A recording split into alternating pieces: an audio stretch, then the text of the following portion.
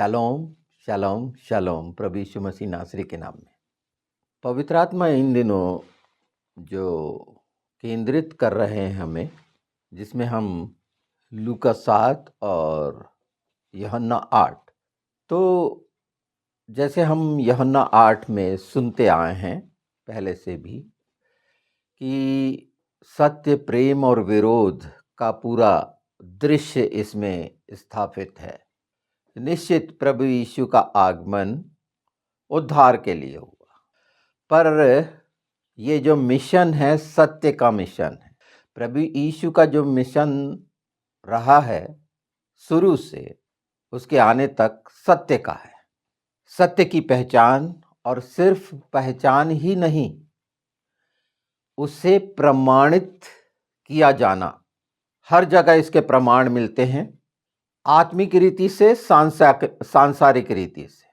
जैसे मरकुस 16 में प्रभु यीशु का स्वर्गारोहण जो हुआ, स्वर्ग पर उठा लिए गए, सबके देखते, बात करते, ऐसा नहीं हुआ कि मैं जा रहा हूं, नहीं, बात करते करते उठाए गए। अब इसमें भी लोगों की अगर मानसिकता में विसंगतियां हैं तो सत्य की पहचान से दूर है। और उसी में कहा गया है कि चिन्ह वचन को दृढ़ करते रहे जो आज तक हो रहे हैं, चिन्ह और चमत्कार और आश्चर्य कर्म। और जाते जाते बोलते हुए जो बोल गए कि साथ साथ प्रभु यीशु आज साथ साथ वो कार्य कर रहे हैं। प्रभु यीशु के नाम में वो कार्य हो रहे हैं, साथ साथ जो चिन्ह और दृढ़ हो रहे हैं। तो विश्वास के इस क्षेत्र को जो हमने जाना यूहन्ना 8 में, उसमें जो पाया जाना था, पूरी बातें प्रमाणित कर रही थी कि सत्य तुम्हें स्वतंत्र करेगा तमाम पापों से, तमाम बंधुआइयों से। ये मिशन पूरा हुआ।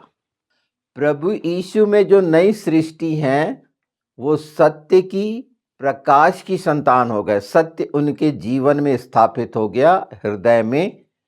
और वो सब बातें जो संसार की हैं और शरीर की हैं, और इसकी सत्य की जो पहचान का एक हिस्सा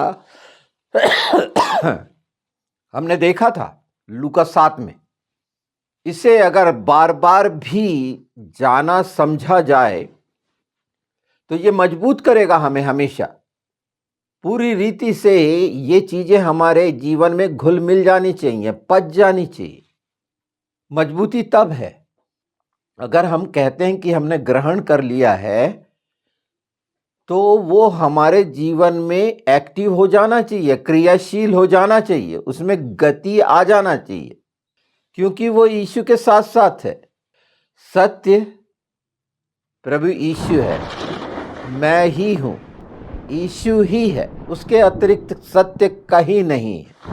क्योंकि कहीं पर भी प्रमाण नहीं है, किंवदंतियां हैं, एक बोगस इतिहास रख दिया गया है इधर उधर से लेकर, और लोगों को संदेह में डालने के लिए बहुत से षड्यंत्र किए जाते हैं। आज जब हम इस विषय पर और गहराई से सत्य के द्वारा, उस पहचान के द्वारा अपने विश्वास को और दृढ़ और मजबूत करने जा रहे हैं, तो पश्चाताप का एक हिस्सा देखिए जो लूका 7 में वो महिला कर रही है। प्रभु यीशु के पैरों को अपने आंसुओं से लगातार धो रही है। आंसू से पैरों को धोना, पूरे समय उसके आंसू बह रहे हैं। अपने आप से कितनी लज्जित है वो कि पश्चाताप लगातार उसकी आंखों से आंसू बहा रहा है। उसके मन में पश्चाताप स्थापित हो गया, सच्चाई को जानी कि मैं व्यभिचारिणी हूं, मैं पापन हूं, मैं मर जाऊंगी, हमेशा के लिए नरक में जाऊंगी। कितना आग्रह है उस स्त्री में। जैसे ही वो ये प्रेरित हुई, ये कार्य कर रही है, ये विश्वास का कार्य कर रही है सत्य के साथ, और लगातार लगातार और लगातार प्रभु यीशु के चरणों को चूम रही है।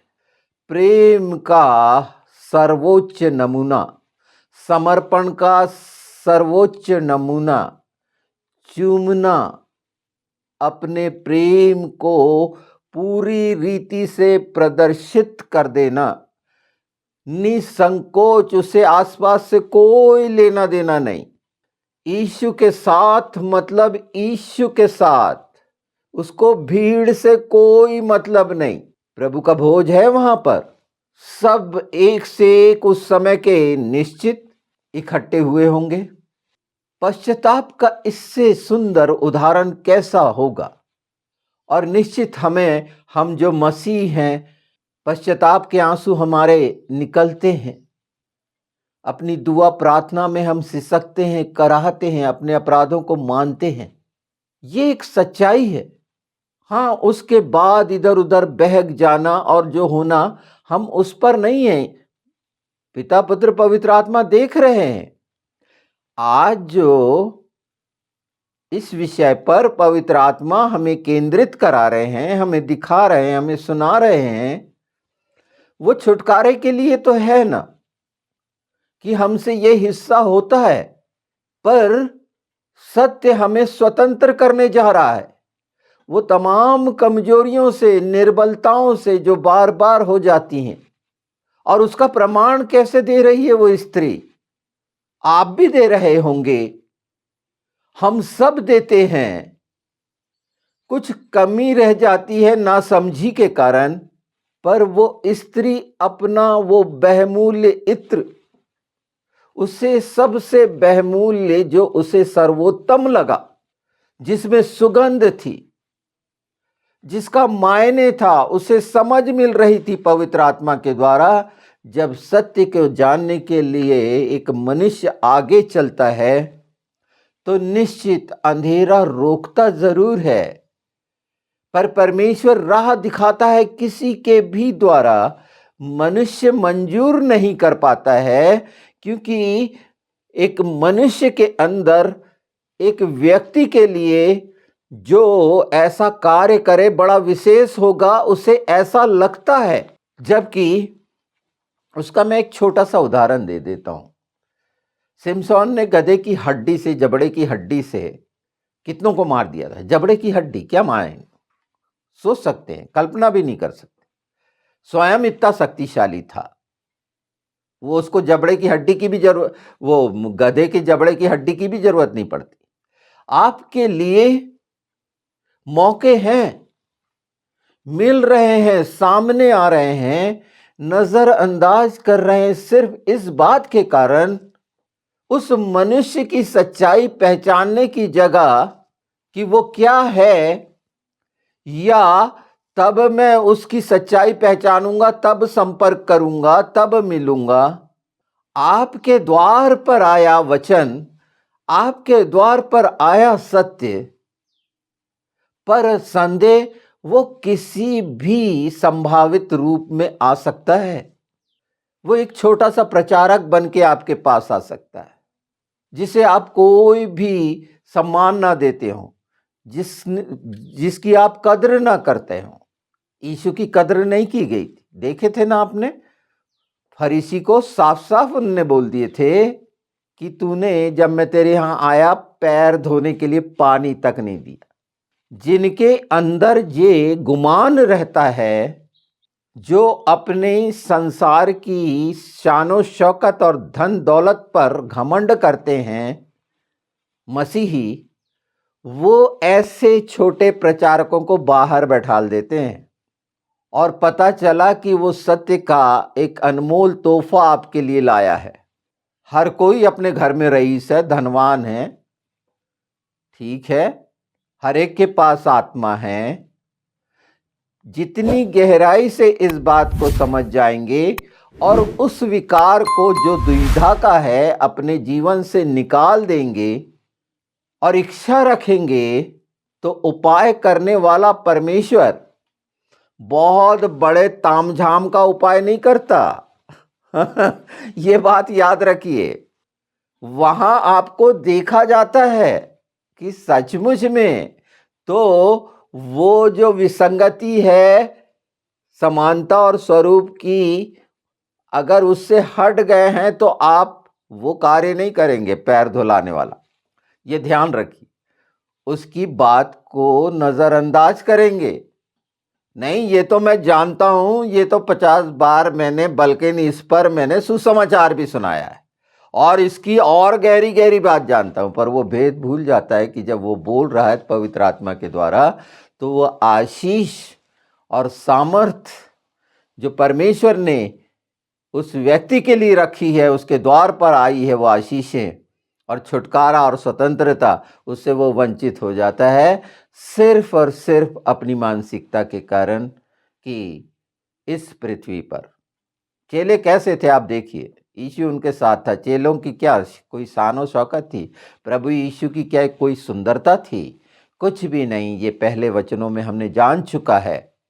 वो सुंदर कार्य जो वो स्त्री कर रही है, दोष लगाते हैं स्त्री व्यभिचारिणी होती, नहीं, ये पुरुष व्यभिचार होता, आत्मा का व्यभिचार है। इसमें स्त्री पुरुष को अलग हटा दो।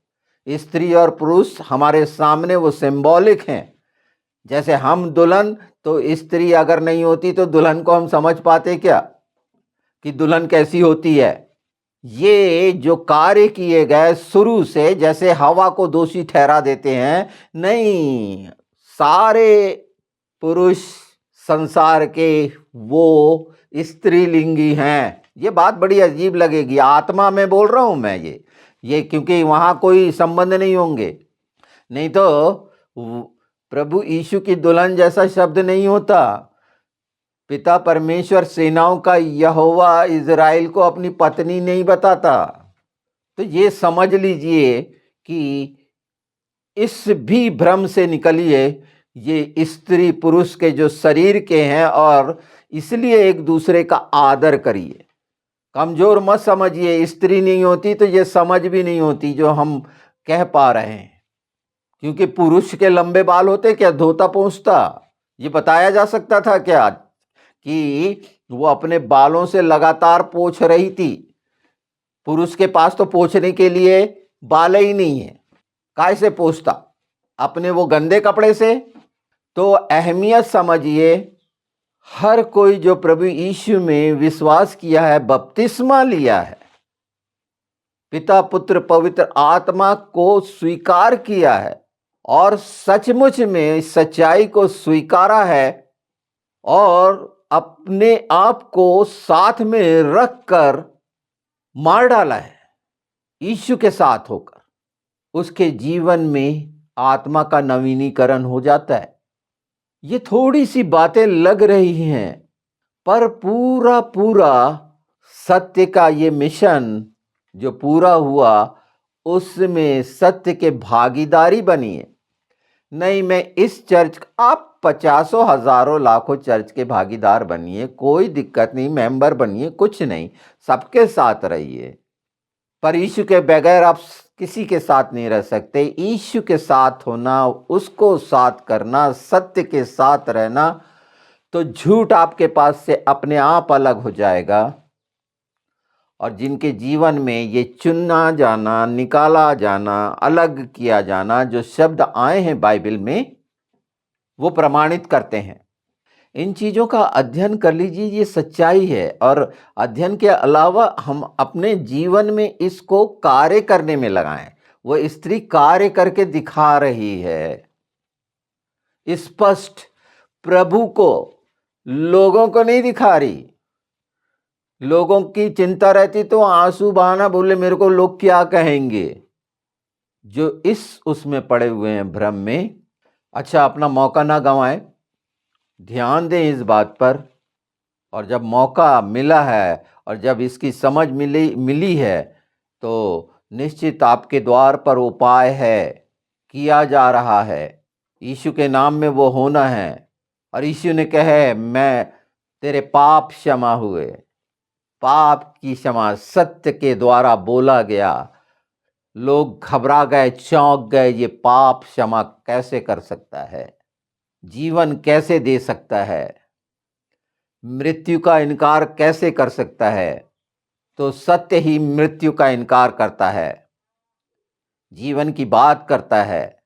प्रभु यीशु की सत्य की बात जीवन की बात है, और हर दिन के लिए ठहराया गया अनुग्रह, हर दिन की आशीषें और हर दिन का अभिषेक का तेल यीशु के नाम में निरंतर और निरंतर आपको समर्थ करता जाएगा। पवित्र आत्मा के द्वारा लगातार लगातार वो चिन्ह और चमत्कार, ये संसार के नहीं, वो अद्भुत आत्मा बचाने के, कि वचन दृढ़ हो। लिखा हुआ है मरकुस 16 में, वचन को दृढ़ करने के लिए चिन्ह। ये बहुत अद्भुत है। और इस सत्य के मिशन में सत्य के साथ अगर हैं तो कैसे हैं, ये दो चार चीजें जो पवित्र आत्मा के द्वारा रखी गई हैं, इसमें हमें अपने आप को पहचानना है कि हमें चूमते भी बन रहा है कि नहीं, हम उसे चूम भी रहे हैं कि नहीं। वो तो स्त्री लगातार चूमती रही। इसका कोई मूल्य चुकाना पड़ता है क्या? थकता है क्या आदमी चूमने में? कितना सुंदर काम है ये। एक माँ अपने बच्चे को चूमती है, एक बेटा बेटी अपने माँ बापों को चूमते हैं। कितना खूबसूरत प्रगटीकरण है। इसमें कोई एनर्जी कुछ लग रहा है क्या इसमें? बल्कि वो तमाम भावनाएं, वो सच्चाइयां प्रदर्शित कर रही है कि हाँ, हम तुझसे प्रेम रखते हैं, ये करते हैं। एक चिन्ह है। अब उसको रीति रिवाज के अनुसार मिला के कि मिल रहे हैं, ये कर रहे हैं, नहीं।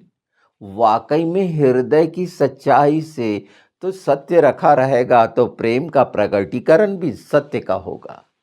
तो लगातार चूमते रहे ना प्रभु यीशु को। तो क्या है वो? लगातार क्यों चूम सकते हैं हम? कैसे चूम सकते हैं? उस सच्चाई के साथ हमारे रास्ते पर, अर्थात वो मार्ग पर जो यीशु ने निश्चित किया है, वो मौके उपलब्ध कराएगा। और हमारे कामों के द्वारा परमेश्वर को, यीशु को, पवित्र आत्मा को चूमना सार्थक हो जाएगा कि हम तेरे राज्य के लिए सत्य का जो वचन दृढ़ करना तू चाहता है, तेरी सामर्थ के द्वारा, तेरे नाम के द्वारा, तेरी यह है महिमा देना और स्तुति करना और प्रशंसा और बड़ाई करना। आगे बढ़कर हर दिन की रोटी मांगना और देना। मांगना हर दिन मांगी, कहाँ रखी पता नहीं, सिर्फ बोल दी गई। पर खारे कौन सी रोटी हैं? वही जो घर में पृथ्वी की श्रापित अन्न से उपजी। श्रापित है ना फसल। वो रोटी भूख प्यास खत्म कर देगी जो विश्वास करेगा। लिखा हुआ है प्यास और भूख के बारे में। तो ये एक खूबसूरत हिस्सा पवित्र आत्मा के द्वारा हम मनुष्यों के लिए काफ़ी है। इस पर कार्य करना सच्चाई से, तो देखिए कैसे सब कुछ बदल जाएगा एक क्षण में। क्योंकि सब प्रभु यीशु मसीह नासरी की अधीनता में है। हम क्या कर रहे हैं? निश्चित लगातार प्रयास और कई बातों की नासमझी के कारण चूक जाते हैं। पर पवित्र आत्मा इन अंतिम समय में जो प्रार्थना कराने वाली आत्मा है और अनुग्रह करने वाली आत्मा, इन सब का प्रकटीकरण, क्योंकि आप देख सकें और भविष्यवाणी कर सकें, ये वचन पूरे होने के लिए इस सच्चाई के मार्ग पर, तो सचमुच में आप यीशु के साथ, यीशु के द्वारा कार्य कर रहे हैं और प्रेम का प्रकटीकरण है। विरोध को आप आराम से पहचानेंगे कि शैतान कैसा विरोधी कैसा क्या कर रहा है, कौन कहाँ क्या कर रहा है, कैसे कैसे कर रहे हैं। बहुत आसान है पहचान यीशु के नाम में। हम इस पर बार बार जाएंगे। पवित्र आत्मा जितनी बार ले जाएंगे उस नए प्रकाश में बिल्कुल हम, क्योंकि ये आनंद देने का है। हम चाहते हैं ना हम आनंदित हों, तो ये वचन की सच्चाई, वो सामर्थ आपकी संपूर्ण शांति और आनंद के लिए, अर्थात सब प्रकार की आशीषों के लिए, हम सबके लिए रखी हुई है। बिल्कुल निराश और हताश न हो। एक नई लड़ाई, एक नया संघर्ष के लिए अपने आप को तैयार करें, और वह तैयार है जो विजयी है, अजय है, हमारे साथ है, हर रीति से स्वतंत्र कर देगा सत्य आपको। उसमें सब कुछ निहित है, वो सब सुन रहा है, वो तमाम आंसू आपके देख रहा है जो बह रहे हैं। निश्चित आप पश्चाताप कर रहे हैं। कोई अलग से क्रिया या ढोंग और रीति रिवाज करने की जरूरत नहीं है। आत्मा विनती कराएगा, रो रो कर, सिसक सिसक कर, कराह कराह कर आत्मा कराएगा, पवित्र आत्मा कराएगा। हमें इसके लिए चिंतित नहीं होना है। पश्चाताप साधारण विषय नहीं है। हृदय की कठोरता के कारण नाश हो गए और पश्चाताप नहीं कर पाए। और पश्चाताप नहीं करने का परिणाम आप देख लें, नहीं कर पाने का, सक्षम नहीं होने के कारण, और वो है यूसुफ का बेचा जाना। वो पश्चाताप नहीं कर सके। बार बार पूछने के बाद भी याकूब बार बार पूछता रहा कि भेड़िया खा गए बोले थे। लगातार झूठ झूठ। पश्चाताप करने का मौका नहीं। और पश्चाताप कब किया गया? जब सूखा पड़ गया, वो सब बातें पूरी हो गई कि उसके सामने दंडवत करना पड़ा। तो परमेश्वर जिसको उठाता है, जिसके लिए निश्चित करता है, उसकी अवहेलना करना, उसके लिए नाना प्रकार के षड्यंत्र करना ठीक नहीं है। वो प्रमाणित होता जाएगा। पर जो इस सच्चाई के विरोध होंगे वो शर्मिंदा होंगे, लज्जित होंगे। तो पश्चाताप साधारण नहीं है, और पश्चाताप के द्वारा ही प्रेम का प्रकटीकरण है।